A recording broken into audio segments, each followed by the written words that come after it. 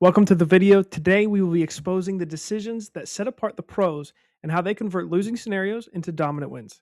Let's take a look at this game where Doublelift is playing Misfortune and he hard carries a team that barely outdamages the enemy Nami.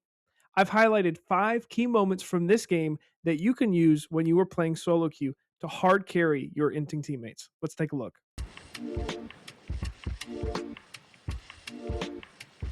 The first key moment that we have to look at, of course, is the very first wave. In League of Legends, your game's entire tempo can be decided in these crucial moments. During the first 4 waves, Doublelift is playing Misfortune with his Zoe support against a hard counter in Tristana with Nami support. Tristana and Nami have the sustain and the all-in pressure, but none of that matters because of how Doublelift commands the early lane phase. Let's watch here. Notice how he immediately walks up to the wave and is trying to get priority to get level 2 first. For every 2 autos that he's making, Tristana is only making about 1. Doublelift has even gotten damage off on the enemy support. Now that he has lane priority and wave advantage, he can slow his push once this next wave comes in and get the payoff once they hit level 2. You'll see here that whenever Doublelift secures this level 2, Zoe immediately levels her bubble, so she hits Tristana. They get a major chunk on both Nami and Tristana, and now Doublelift will use this pressure and the early advantage of his lane state to control the tempo of the game. Here is our second key moment. Notice how 4 of the 5 kills that his team has are all in the bot lane. Doublelift has used his early lane phase to push his advantage into a significant CS lead as well as a major kill lead. Now most low elo ADCs will cower away when pressured by the enemies like Viego and Hui and Ari, who are all 2-0, but Doublelift capitalizes on his enemy's mistake. Watch how Doublelift is pushing the bottom tower, and even though we've seen 4 enemy champions on the minimap, he still knows that he's safe because of his strength, as well as Zoe and Fiddlesticks being nearby. So when this Tristana jumps on him and flashes, he keeps cool, saves his flash, and then he secures a kill on her while waiting to use his flash against the important spells of Hui. Because of this, he's now also going to get a triple kill on the Nami. Regardless of dying to Viego, he's still getting gold in his pocket and now able to make a major purchase with this triple kill. This is the third major point in the game. Any hesitation in what to do will cost Doublelift and his team severely. As you can see, Hui got picked and Nami is chunked and has to return to base. We have no vision of Viego, but we know that Tristana is mid and Ari is now pushing top. Dragon is up in 10 seconds while our jungler is dead. The rest of our team is on the bot side of the map though. What would you do in this situation? Don't forget, you are 11-1 on Misfortune at this point and extremely strong. Because of this, Doublelift knows that, and he knows that he can start up the dragon and secure it, even if Viego and Tristana both try and show up. Think about how much could be lost here in this situation if a decision isn't made quickly. Ari will definitely get top tower and maybe damage on the inhibitor turret, and we lose the opportunity to take Drake. We're bleeding gold if we don't make this decision decisively.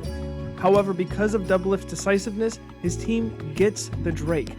Although they still do lose Otacon because now the enemy team has had time to regroup, but with the swift action of taking Drake, Doublelift has prevented the enemy team from going to Soul Point and giving him and his team more time to scale.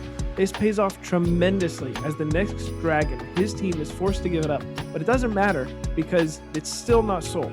This decision might seem small, but to me, this is the pivotal moment of the game, where if this decision specifically wasn't made, the game would have been lost. Our fourth pivotal moment and key moment of this game is right after the enemy team takes their 3rd Drake. And Doublelift is pinging his team to bait for the Baron. He's making the calls that his teammates should do and acting as the general of the map.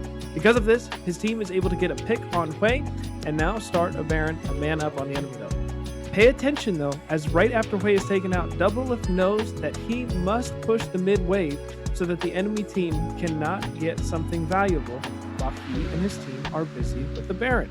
He spam pings to go to Baron while clearing the mid wave, and only after mid wave is cleared does he then move to go to Baron, where his team then secures the 50-50 against the Viego smite.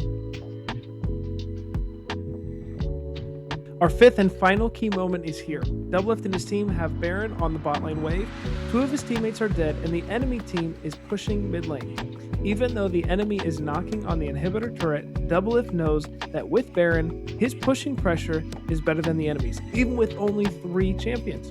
Because of this, he is able to apply pressure, pull the enemy team away from mid, get the picks he needs, and eventually end the game off of this decision.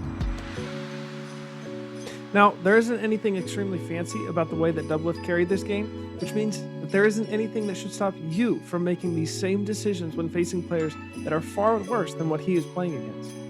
Allow me to break down our key points from this game. Remember, first, you need to get wave priority. The first 4 waves are the most important in the game. Second, use your lead when ahead and don't be afraid to play aggressively.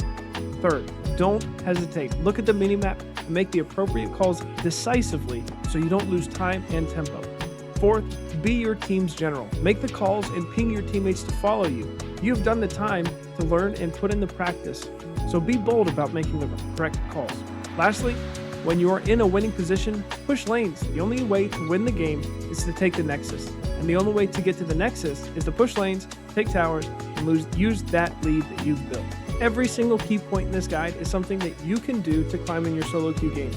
Learn from the pros and do your best to apply a couple of these tips while you play. That's all for our review. Let me know if you enjoyed the video and tell me if you think that there was anything that I missed. Thanks for watching, and if you would like to climb in League by learning more from the pros, give the video a like and hit the subscribe button. That's for now. Peace!